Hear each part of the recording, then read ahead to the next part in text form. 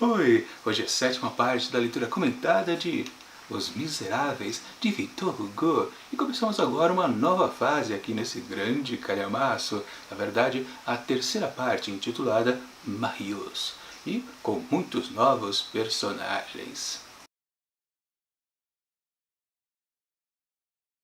E sim, com esse sonzinho de chuva ao fundo no áudio, vamos começar essa nova fase de Os Miseráveis. E preciso lembrar de uma coisa para vocês, né? Sempre, para mim, na memória, Os Miseráveis, lembrando, né? Eu já li essa história há muito tempo atrás, quando eu era adolescente, e com certeza eu não lembro mais nada a respeito do que eu li, sim? Eu sempre me lembrava desses famosos personagens. O Jean Valjean, a Fantine e também Cosette. Mesmo que, claro, os nomes exatamente eu não lembrasse muito, mas eu sabia que ali eram os personagens principais. Esse novo que está aparecendo aqui nessa nova fase, o Marius, eu realmente não sabia, quer dizer, eu não me lembrava da sua existência. Com certeza, naquele livro resumido que eu li lá, de apenas 200 páginas, contra esse de 1500 que estamos lendo aqui, com certeza, naquela fase lá que eu li, eu não lembro, mas com certeza ele estava lá. Aliás, uma coisa que eu preciso fazer antes de terminar esse projeto de leitura de Os Miseráveis, ou logo em seguida de finalizar a leitura, um pouquinho antes daquela vídeo-resenha geral, é ler mais uma vez esses tais livros super reduzidos, super condensados, justamente para perceber o que é tão resumido, o que é tão obliterado nas histórias. Com certeza muitos personagens são limados também. Eu até comentei outro dia, né? Estava folheando na livraria uma dessas edições reduzidas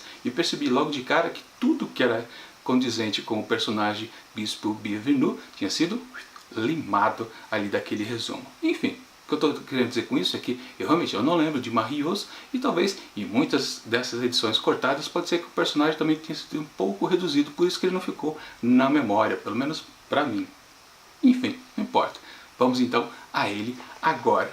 Ou melhor, a gente não vai, né? Porque assim que a gente começa a leitura, temos aquela coisa característica do autor. O Victor Hugo adora fazer aquelas passagens iniciais, claro, aquele contexto. Todo autor escreve algo inicial, uma base bem consistente para seus personagens, ou o cenário da vez. E na verdade a gente tem até outro bom apanhado sobre Paris, lá daqueles tempos onde a história se passa. Vamos lembrar de novo, né? O Victor Hugo gosta muito de enfatizar os locais, as casas, as ruas, os bairros. E como a história está novamente aqui em Paris, temos mais outros detalhes a respeito do centro e também dos arrabaldes. Mas uma coisa é interessante notar, quando eu comecei a leitura aqui deste novo capítulo, aliás, deixa eu dizer uma coisa, né? Até esqueci de definir aqui no comecinho do vídeo, né? Nesse sétimo vídeo da leitura comentada, estamos nos referindo ao livro 1 até o 5 dessa terceira parte intitulada Marius.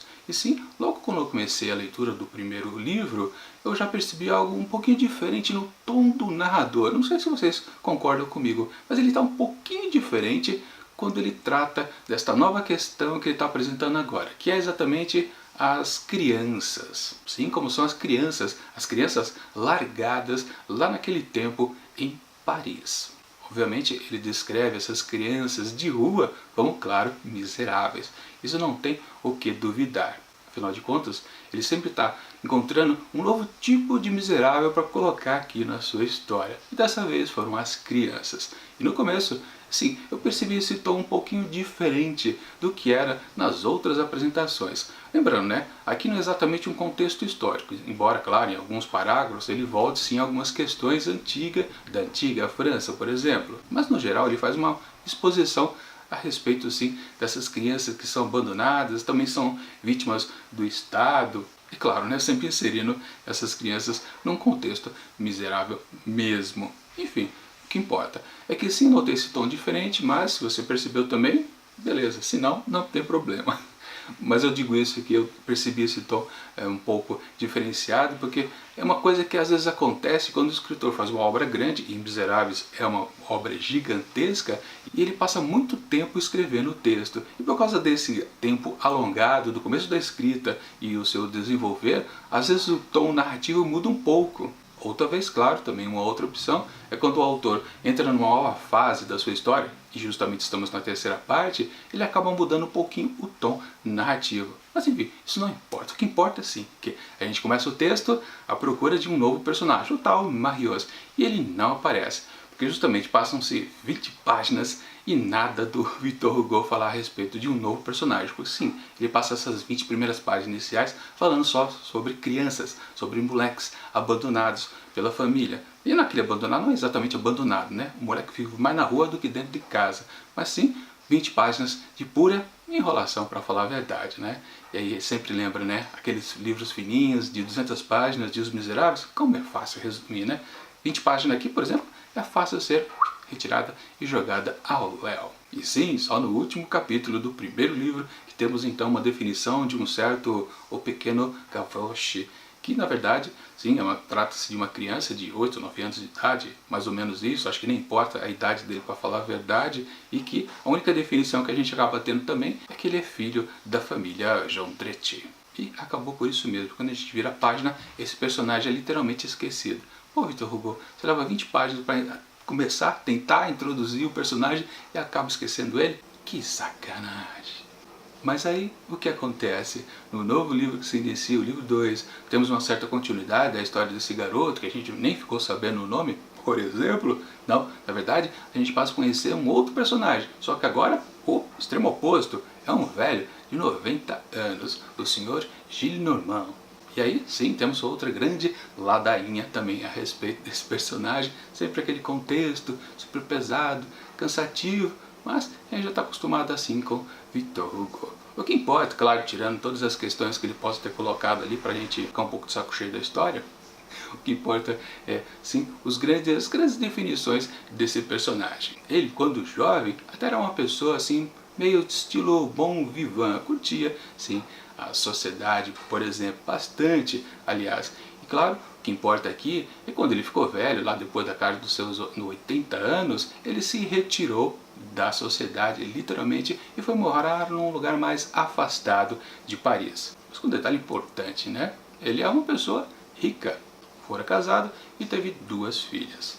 A filha mais velha acabou ficando com ele, uma solteirona lá na casa dos seus 50 e poucos anos. Já a filha mais nova acabou tendo aquela vida mais tradicional, conseguiu casar, segundo é descrito aqui no texto, com o homem que ela quis, assim, ficar noiva, e depois teve até um filho.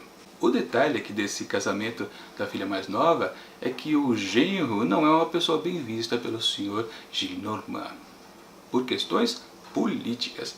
Aliás, vale ressaltar, né, nessa terceira parte aqui de Os Miseráveis, as questões políticas estão muito enfatizadas, bastante mesmo. Na verdade, vai ser muito mais daqui para frente, com certeza. Mas o que importa, por enquanto, é que Gillenormand tinha uma grande rusga com o seu genro e literalmente o desconvidou da família. Pode ir embora, principalmente quando a sua filha mais nova faleceu. E aí ficou a questão do neto, o que fazer com ele? Bom, como ele não topava muito o genro, ele fez o seguinte: tudo bem, eu cuido dele, afinal de contas é um senhor de posses, né? E o genro apenas um coronel do exército. Mas, como é um coronel lá bonapartista, justamente foi a questão que fez o rompimento. Claro, Gillenormand é um cara que está mais associado à monarquia. Enfim, no meio desses 2 inimigos havia a criança. Então, Gillenormand propôs: eu fico com o garoto, crio ele, mas na seguinte condição: você nunca mais aparece aqui na nossa casa, nunca mais terá contato com ele. Se um dia você voltar para tentar alguma coisinha, uma reaproximação do seu filho, eu devolvo para vocês, vocês se virem na miséria. Obviamente, por amor ao filho, o coronel Pontmercy aceitou esta oferta indecorosa. E aí, quem puxar pela memória talvez se lembre do nome desse personagem. Sim, Pontmercy foi aquele sujeito, aquele soldado, aquele oficial que o senhor Thénardier salvou lá na guerra. Vocês lembram disso? Thénardier, aquele homem, junto com sua esposa, ficou cuidando de Cosette quando ela era pequenininha. Sim, quando foi descrito que havia uns miseráveis que colhiam os despojos das guerras, quando os 2 exércitos se enfrentavam e só sobravam os mortos. Ali, os gatunos, ou melhor, os ratos, né, saqueavam os mortos. Justamente quando estava o Thénardier saqueando um dos mortos, os mortos se mexeu, ele estava vivo. E era justamente esse coronel, o Pontmercy, que agora é pai de Marius, aí sim apareceu o personagem aqui dessa terceira parte de Os Miseráveis. Ou seja, já temos um novo protagonista que está numa situação delicada. Numa família dividida, de um lado o pai, do outro lado o avô. Pelo menos por enquanto ele está no lado que tem grana. Mas isso talvez não vai durar muito tempo, porque é justamente o que acontece. Do ponto que Marius tem 17 anos, chega uma carta do pai avisando que ele está muito doente e solicita que ele vá o ver. Nessa situação extremada, o avô acaba autorizando o neto a ir até lá. Só que, vamos combinar, depois de tanto tempo distante do pai, e claro, buzinado com os discursos políticos do avô, obviamente Marius não gosta do pai, sabendo também que ele é da outra banda política. Então ele vai fazer essa visita, esse pedido, né, último pedido praticamente, né, você sabe que ele está doente, naquela coisa de, vou, mas não vou lá com muita pressa. E é justamente isso que faz uma primeira emoção aqui dessa terceira parte que a gente leu, que é justamente quando Marius chega na casa do pai, literalmente ele chegou tarde demais, pois o pai acabara de falecer.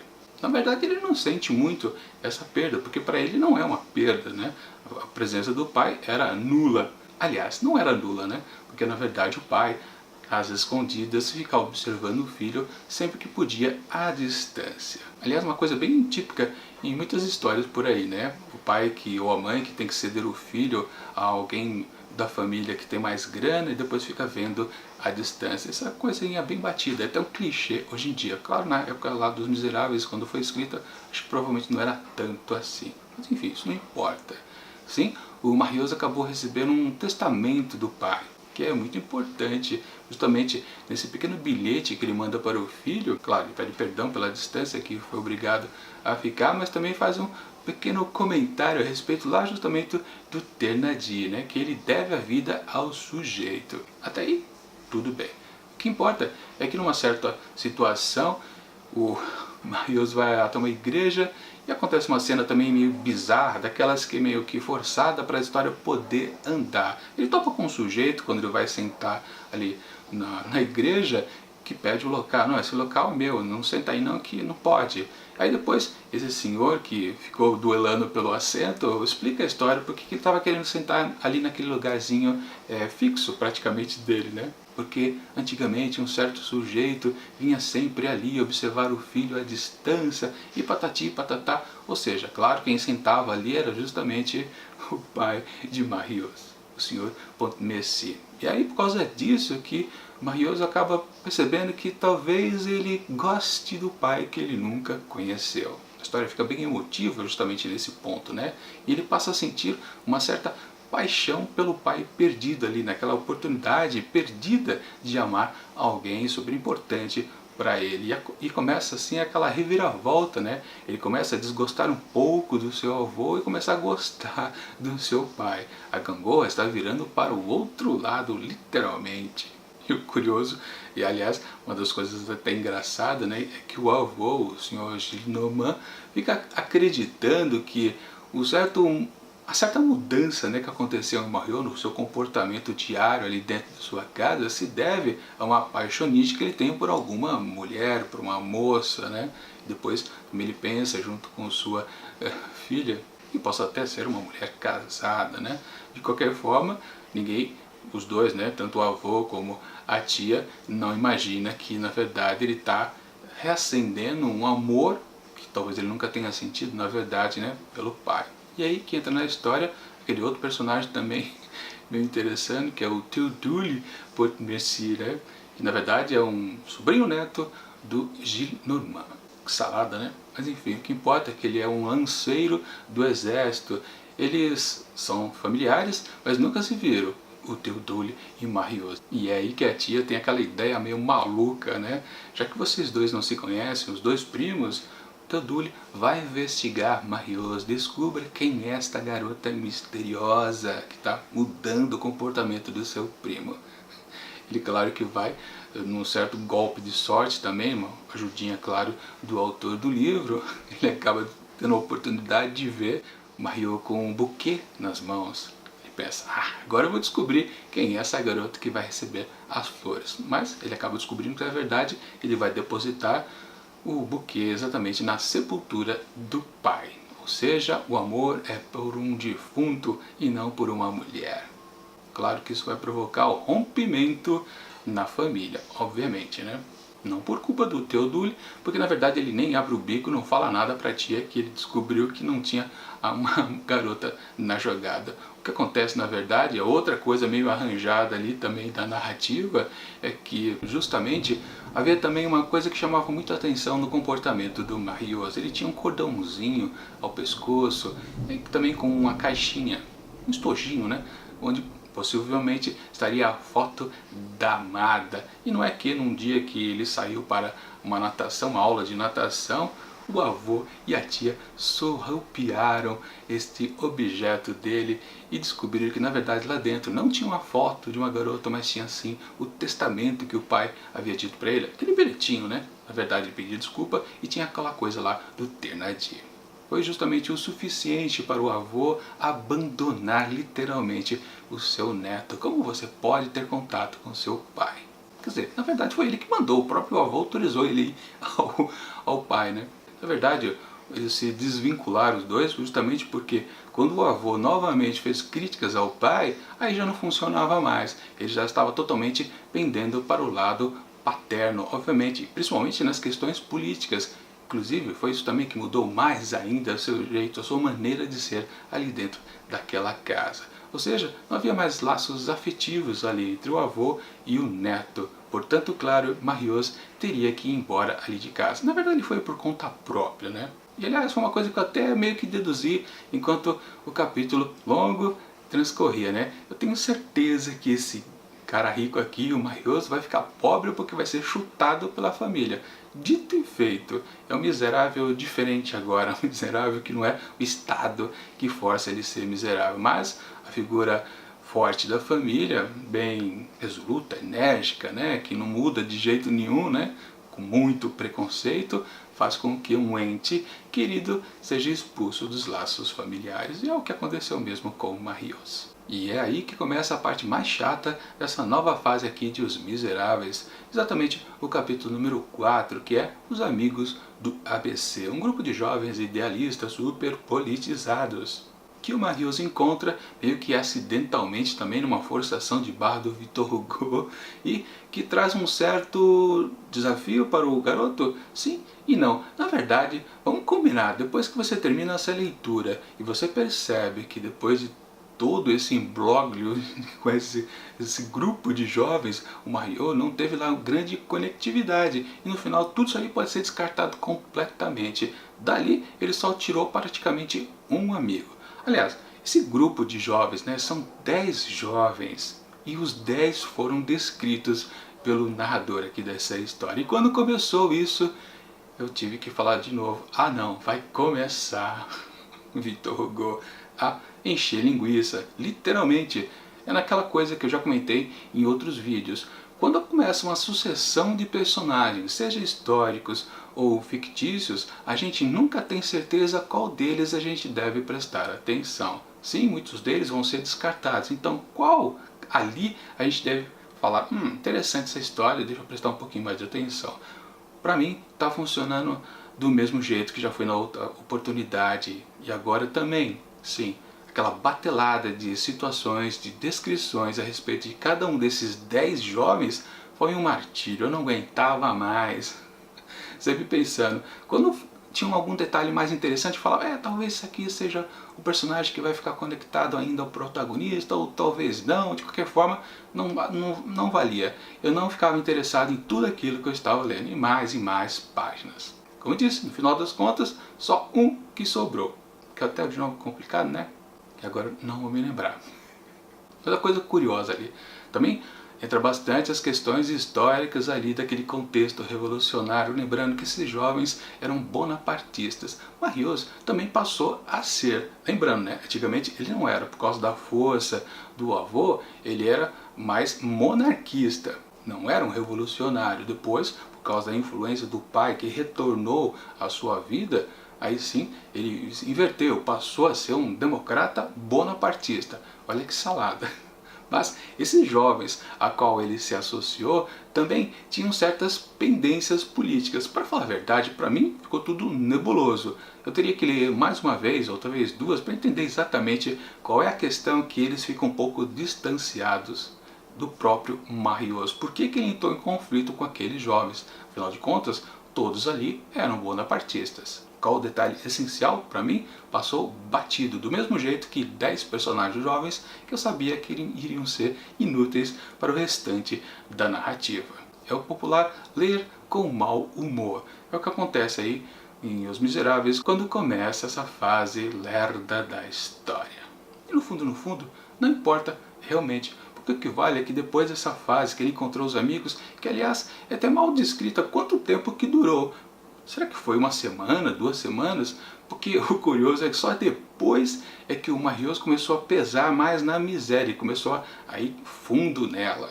Tanto que ele não tinha mais condições de pagar a hospedagem onde ele estava. Na verdade é meio descrito uma miséria média quando se a gente faz uma comparação, né, com o que já viveu o Jean Valjean, ou Fantine, ou Cosette. Com certeza a situação onde o Marius se encontra é muito mais suave, para falar a verdade, porque ele conseguia se sustentar com poucos francos que ele conseguia. Aliás, logo em seguida ele já começou a ganhar um pouquinho mais de dinheiro, porque sempre lembrando, né, ele estava cursando enquanto a história começou para ele, e tendo 17 anos, ele estava ainda fazendo direito. Ele acabou se formando, passaram-se anos, né?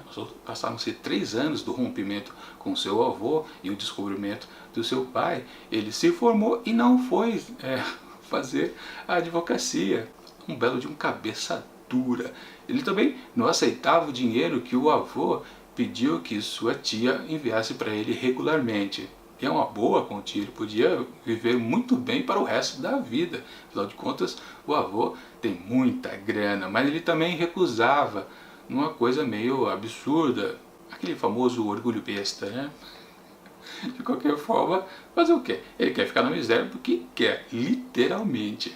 Mas naquelas, também é uma coisa meio nebulosa que ficou o texto aqui do Victor Hugo. Não sei se é porque eu também estava de saco cheio do texto e talvez não prestasse lá muita atenção. Ao mesmo tempo que o texto fala que ele está conseguindo sobreviver, está na miséria, passa fome um dia, num certo momento ele até escreve, né, ele compra um pedaço de carne, no primeiro dia ele come a carne, depois no segundo dia ele come a gordura, e no terceiro dia ele come os ossos, isso lá, sei lá, de uma costela que ele tenha comprado, né?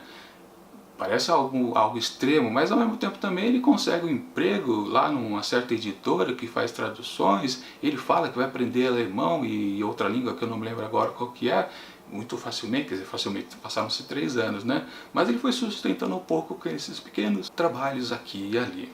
Aí ele vai mudando de pensão aqui e acolá, e no final das contas, só para finalizar, né? Ele acaba indo para justamente aquela pensão onde está aquele primeiro personagem que nos foi apresentado, que é lá o pequeno Gavroche, filho da família Jodrette. Uma coisa se uniu à outra. Até aí, tudo bem, bacana. Mas precisava dar tanta volta assim? Victor Hugo, acho que não, né? Mas o que importa, sim, aí que tá a coisa, né? Ele também tem algumas coisinhas guardadas. Essa família Jodrette está à beira de ser expulsa ali daquela pensão. E lembrando, né, essa pensão foi a mesma onde ficou Jean Valjean e Cosette, lá no capítulo da fase Cosette. Naquele momento, né, que ele conseguiu resgatar ela lá do casal Thénardier, foi para Paris, e antes de se exilar lá no convento. Justamente, né, quando o inspetor Javert começou a seguir os dois. Mas outra coincidência aqui também da história, né? Sempre tem essas coincidências em histórias românticas. Aliás, falando em histórias românticas, né, é uma coisa que eu atinei agora aqui. Já repararam que não há nenhuma história romântica aqui dentro de Os Miseráveis? Em nenhuma oportunidade vemos um casal casado? Pois é, lembrando, né? Tivemos o bispo morando com a sua irmã. Temos agora esse velho Gilles Normand morando também com sua irmã. Jean Valjean, Fantine não viraram um casalzinho como eu sempre imaginei que fosse acontecer. Semana passada, quando comentei nessa nova fase que iríamos iniciar, eu fiquei torcendo que Marius seria um futuro par romântico com Cosette. Bom, isso ainda pode acontecer, mas de qualquer forma, basta recapitular tudo o que aconteceu. Não existe um casal aqui nessa história. No máximo lá, o casal Thénardier, mas também são dois rato e gato, né? Se odiando apenas para se sobreviverem, né? Aliás, só para terminar também, o Marius foi procurar o casal Thénardier. Na verdade o homem, né? Não a mulher. Mas ele descobriu, ele foi até aquela local onde eles tinham lá a taverna, mas ele já tinha falido e ele está tentando achar o Thénardier ainda. Ou seja, esse cara e também a sua esposa vão voltar à história no futuro próximo e com certeza vão passar a perna nele. Ou seja, a pouca coisa que ele tem guardado de dinheiro, sim, os dois vão surrupiar com certeza, porque Marius tem esse favor a dever ao Thénardier por ter salvo o pai lá em campo de batalha. Coisíssima nenhuma, né? Foi apenas uma coincidência.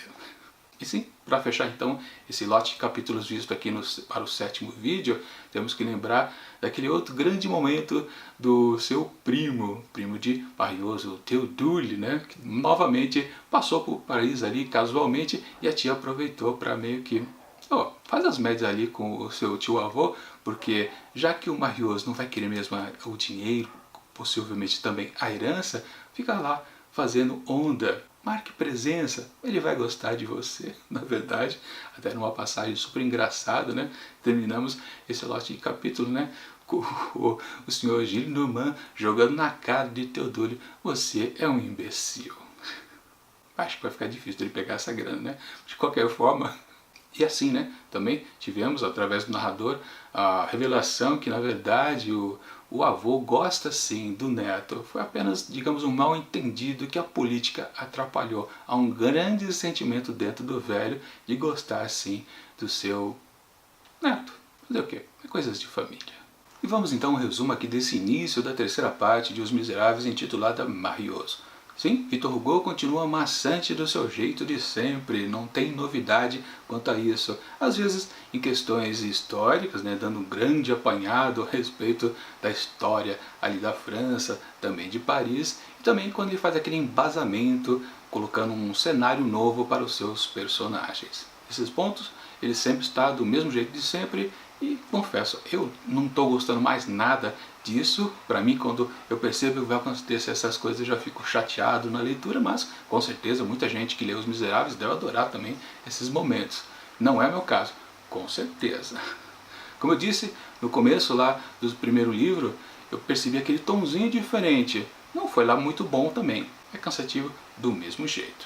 Quanto aos novos personagens, sim, o contexto aqui é interessante do personagem, novo protagonista, Marius, mas não tanto por ele, mas sim pelo seu avô. O avô, sim, é um personagem mais estruturado, com mais camadas. Agora começou a chuva a aumentar, agora está bem forte, vou começar a falar um pouco mais alto, né? Mas com certeza, não. O Marius em si, o protagonista, é meio chato, vamos combinar, né? Meio burro também, né? Meio teimoso, uma mula. Fazer o quê? Vamos ver o que acontece quando ele enfim voltar a talvez se relacionar com os personagens que a gente está acostumado aqui em Os Miseráveis, né?